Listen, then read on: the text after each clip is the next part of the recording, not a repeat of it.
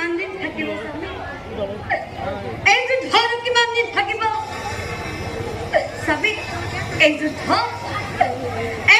তুমি কলে বন্ধন নালাগে নালাগে জানা আমাক ৰাজ্যৰ ধন স্বামী দুৰ্যোধনক মাতি আনি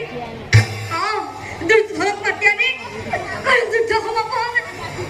কাৰণ স্বামী আজিলৈ